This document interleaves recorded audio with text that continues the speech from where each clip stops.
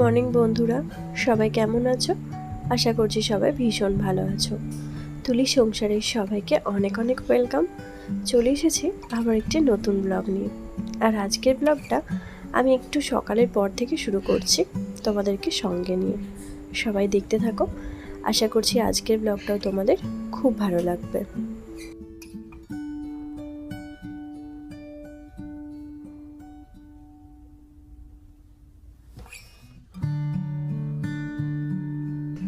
তো আজকে সকালে ইন্দ্র স্কুল ছিল, তাই ওকে স্কুল পাঠিয়ে দিয়েছি একদম রেডি করে।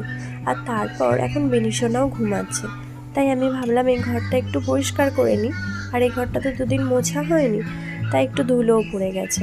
আসলে এক সপ্তাহ আগে পরিষ্কার করেছিলাম, তো এক সপ্তাহ যদি না মোছা একদম পরিষ্কার করা না হয় না, তাহলে মনে হয় যেন প্রত্যেক দিনই একটু করে ধুলো পড়ে যাচ্ছে। আসলে প্রত্যেক দিন তো মোছামুছি সম্ভব হয়ে ওঠে না, যেদিন পারি সেদিন অবশ্যই করি, কিন্তু প্রত্যেক দিন হয়ে ওঠে না। তবে এই জানালাটা আমি প্রত্যেক দিনই একটু করে মুছে দিই। আর এই গ্রিলগুলো সেগুলো আজকে পরিষ্কার করে নেব, কারণ গ্রিলগুলো কিন্তু প্রত্যেক দিন মোছা হয় না। ওই যখন সময় পাওয়া যায়, আর যখন দেখি ওই যে তাকগুলো পরিষ্কার করছি বা ওপরে একটু ঝুলটুল হয়েছে সেগুলো পরিষ্কার করছি, তখন কিন্তু এই গ্রিলগুলো মুছে নিই। তাহলে গ্রিলগুলো একদিন মুছলে বেশ কিছুদিন পরিষ্কার হয়ে থাকে। আর এই যে জানালাটা আর জানালার যে বসার জায়গাটা, ওই জায়গাটা কিন্তু আমি প্রত্যেক দিন মুছে দিই। তার ফলে ওগুলো পরিষ্কারই থাকে। আর না মুছলে না ওগুলো প্রত্যেক দিনের ধুলো বসে, তাই আমার মনে হয় ওগুলো একটু করে রোজ মুছে দেওয়াই ভালো। তো আজকে এই ঘরটা একটু ভালো করে মোছামুছি করে নেব, আর সঙ্গে কম্পিউটার টেবিলটা ওটাও একটু মুছে নেব। আর ওটা তো সবসময় অগোছালো হয়ে থাকে, তোমরা জানোই। তো সবটাই আজকে ক্লিন করে নেব, আর তারপর রান্নাবান্না করব। তো চলো তোমরা ভিডিওটা দেখতে থাকো।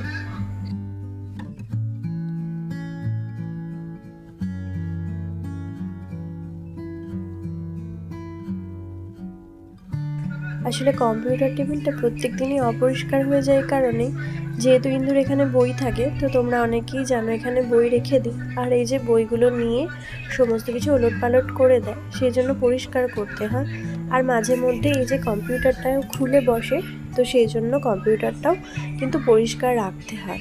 আর তার সঙ্গে এই যে এই লাইটটা আছে, এই লাইটটা আগে লাগতো না, মানে শীতকালটায় লাগতো, এখন এই গ্রীষ্মকালে তুলে দিয়েছিলাম। যেহেতু এই ঘরটা মানে লাইট জ্বেলে পড়তে হবে, তো সেই জন্য আমি বলেছি যে বাইরে অন্য ঘরে বসতে। কিন্তু ও মাঝে মধ্যে ওর কোনো কাজকর্ম করতে হলে এখানে বসে বসেই করে, আর তখন এই লাইটটা জ্বেলে করে। সঙ্গে এখানে দেখো কিবোর্ডটা একটুখানি মুছে দিচ্ছি। কিবোর্ডটা যদিও এখানটা পরিষ্কারই, ওই প্রত্যেক দিনই মোছা হয়, পরিষ্কার অপরিষ্কার সব রকমই হয়ে থাকে। যদিও এগুলো প্রত্যেক দিনই প্রায় হাত পড়ে, তাই জন্য খুব একটা নোংরা হয় না, কিন্তু বইগুলো প্রত্যেক দিনই অগোছালো হয়ে যায়। গুছিয়ে রাখি, আবারও অগোছালো হয়ে যায়। ওই কি করা, ছোট ছেলে যখন যেরকম বই নেয় তারপর অগোছালো করে রেখে দেয়, সেই জন্য আমি ঠিকঠাকই করে দিই।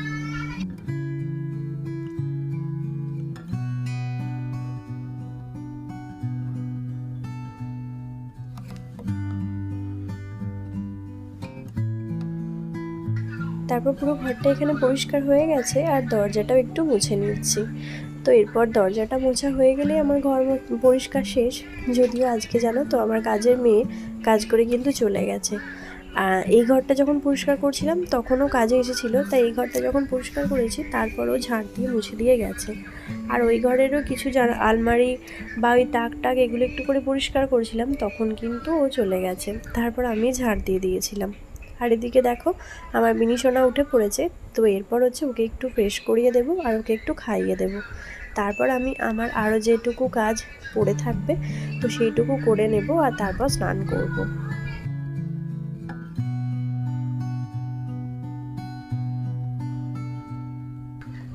আর আমাদের এই সাধারণ হাউসওয়াইফদের কাছে কিন্তু ঘরটা বিশাল বড় একটা স্বর্গ, তাই না বলো? সারাদিন আমরা এই ঘরটাকে যেন সুন্দর করে গুছিয়ে পরিপাটি রাখার কত চেষ্টাই না করি। সারাটা দিন আমাদের কিন্তু এই সংসারের পেছনে কাজ করতে করতেই সময়টা পেরিয়ে যায়। বাচ্চা সামলানো বলো, সংসার সামলানো বলো, পুরোটাই যেন একা হাতে করতে হয়। আর একা হাতে করেও কিন্তু অনেক কিছু মানে কথাও শুনতে হয়। মানে মানুষেরও যে কথা আছে না, যে বাড়িতে থাকো আর কি করো, অনেকের মুখে এই কথাটা, অনেকে এটা মনে করে না যে একটা সংসার সামলাতে কিন্তু বেশ পরিশ্রম করতে হয়।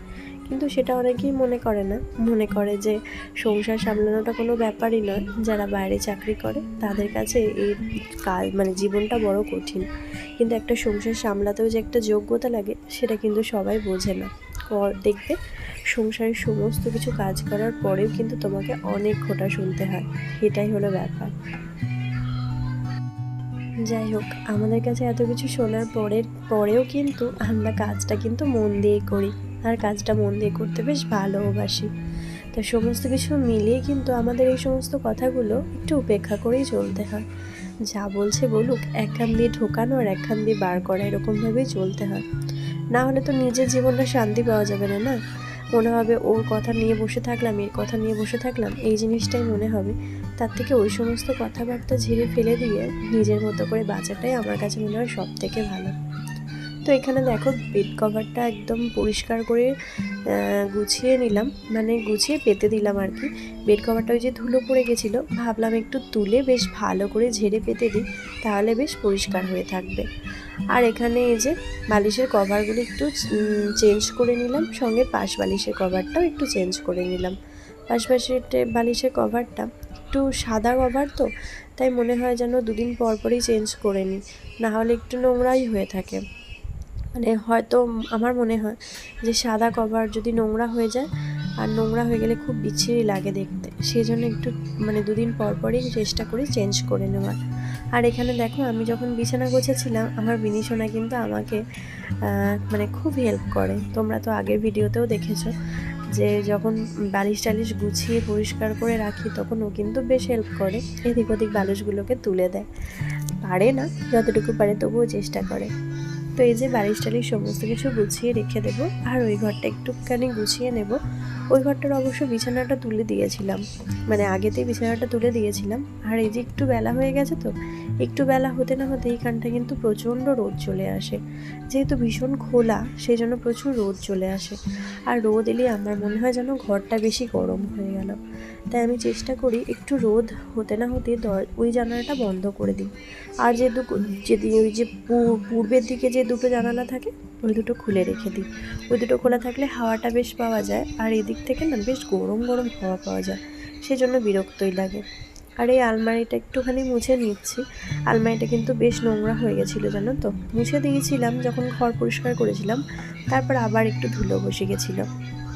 আর এই যে এই জায়গাগুলো তো প্রত্যেক দিন 4-5 বার করে আমাকে মুছতে হয়, কারণ আমার বিনিশোনা জল ফেলে দেয়, পাউডার মাখায়, এতে কত কাণ্ড কত কিছু করে, তাই বেশিরভাগ সময় এগুলো আমাকে প্রায় সময় মুছে দিতে হয়। আর সঙ্গে এই টেডিটা সুন্দর করে এখানে সাজিয়ে রাখি, কিন্তু টেডিটা না ওরা একদম নষ্ট করে দিয়েছে, জানো তো। এগুলো আমার বিনিশোনার অন্নপ্রাশনের সমস্ত পাওয়া, অনেকগুলো টেডি পেয়েছিল, তার মধ্যে এই টেডিটাকে বার করে দিয়েছিলাম খেলার জন্য, তো নিয়ে খেলতে খেলতে ওটাকে নষ্ট করে ফেলেছে।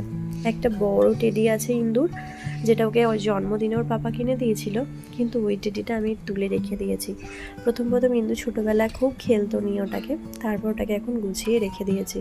না হলে ওকে স্নান করায়, ওকে পাউডার মাখায়, আর তারপর তুলোগুলোও বার করে দেয় চেনটা খুলে দিয়ে, তো সেই জন্য ওকে তুলে রেখে দিয়েছি, ওকে আর ইউজ করতে দিই না।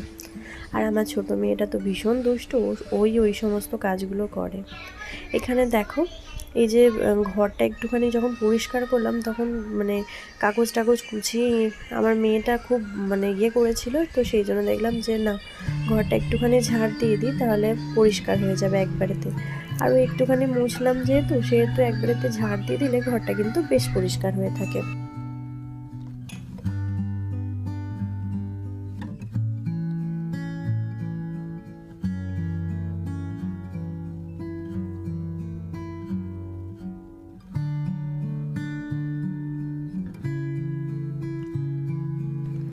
আর তারপর এখানে চলে এসেছি একটু রান্না বসানোর জন্য।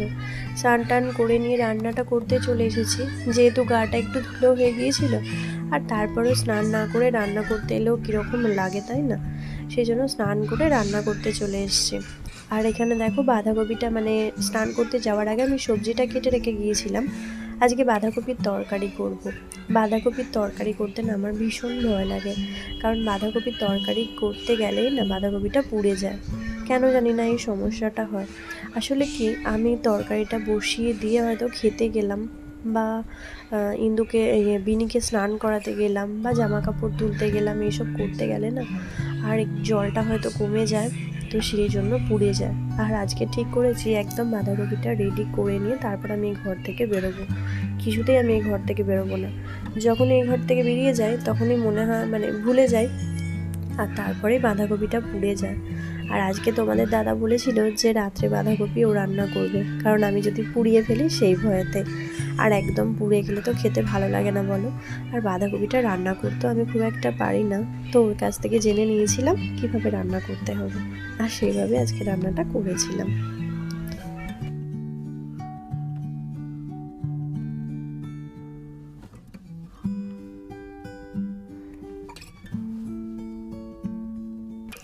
তো বললো একটুখানি জিরে গুঁড়ো নুন দিয়ে ঢাকা দিয়ে দিতে, আর সঙ্গে একটা টমেটো দিয়ে দিতে।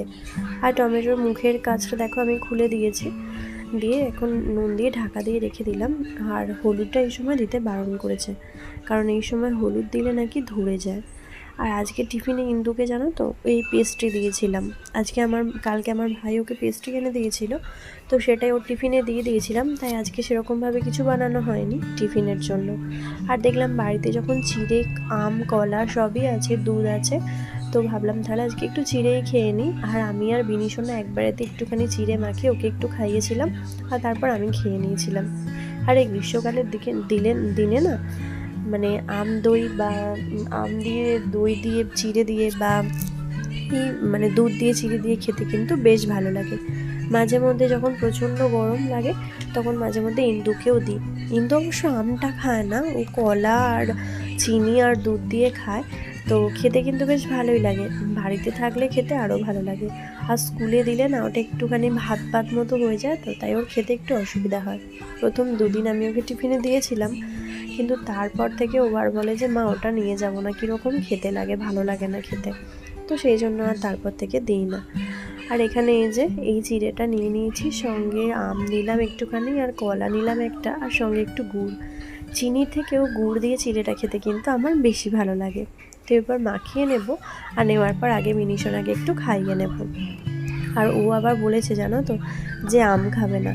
ও পুরো দিদিকে জেরক্স করে, দিদি কোনো কিছুটাই ওর দিদি যদি খেতে না চায় ওরও খেতে ইচ্ছা করে না। আর আমি রান্নাঘরেতে দাঁড়িয়ে দাঁড়িয়ে খেয়ে নিয়েছিলাম, আর বিনিকে তার আগে খাইয়ে দিয়েছিলাম এখানে দাঁড়িয়ে। আর আমিও খেয়ে নিয়েছিলাম, কারণ এখান থেকে সরলেই যদি আমার তরকারি পুড়ে যায় সে ভয়েতে কিন্তু আজকে আমি আর সরিনি একদমই। তো বাঁধাকপিটা জলটা নিজে থেকে যে জলটা বেরিয়েছিল সেটা শুকিয়ে গিয়েছিল, তারপর আরেকটু জল আমি ওতে দিয়েছি সিদ্ধ করে নেওয়ার জন্য। আর এরপর এখানে হলুদটা দিয়ে দেব। এরপর হলুদটা দিলে অসুবিধা হয় না, আর সঙ্গে টমেটোটা তো দেওয়াই আছে, তো টমেটোটা আরেকটু সিদ্ধ হয়ে গেলে তারপর ওটা মাখা মাখা করে নেব। সঙ্গে দিয়ে দিলাম দুটো কাঁচা লঙ্কা, খেতে কিন্তু বেশ ভালোই লাগে।